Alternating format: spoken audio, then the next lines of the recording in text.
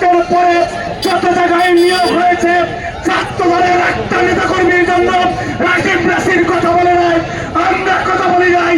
কারা কারা মিলে শুধুমাত্র ছাত্র দলকে ঠেকাতে চেয়েছে, সবকিছু জেনে শুনে বাংলাদেশের একটি ঐতিহাসিক প্রেক্ষাপট পরিবর্তনের জন্য যেই তিনটি নির্বাচনে বাংলাদেশের মানুষ ভোট দান দিতে পারে না, যার কারণে কিন্তু একটা গণঅভ্যুত্থানের প্রেক্ষাপট তৈরি হয়েছে।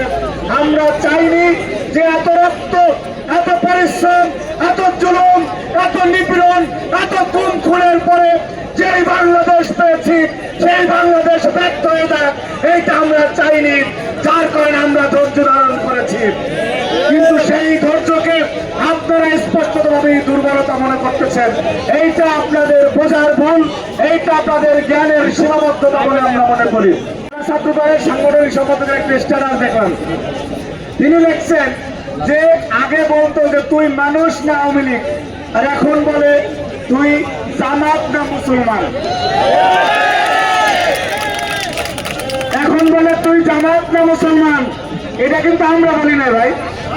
ইসলামী ব্যাংকের চাকরির ক্ষেত্রে শুধু নিজেদের লোক দেখে টেকনাফ থেকে তেতুলিয়া 5ই আগস্টের পরে যত জায়গায় নিয়োগ হয়েছে ছাত্র দলের একটা নেতা কর্মীর জন্য রাজীব রাশির কথা বলে নাই, আমরা কথা বলি নাই।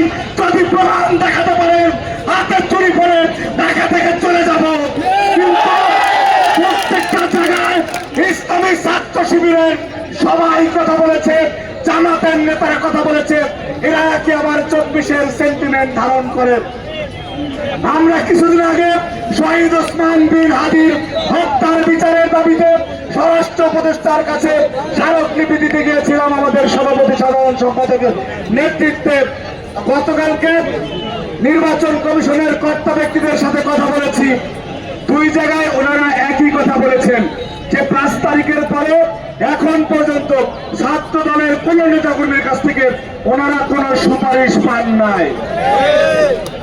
অনেকবার অসংখ্যবার ছাত্র শিবির এবং এই যে নতুন একটি গজে ওঠা সংগঠন যারা 24-এর শহীদের রক্তের সাথে সরাসরি বেইমানি করেছে, সেই এনসিপির সবাই তকবীর বাণিজ্যে জড়িত ছিল এবং এখনো বাণিজ্য করতেছে। সুতরাং আমরা যতটুকু আছে ততটুকু গর্বের, যতটুকু আছে ততটুকু সততার, নিষ্ঠার, অহংকারের এবং বাংলাদেশের।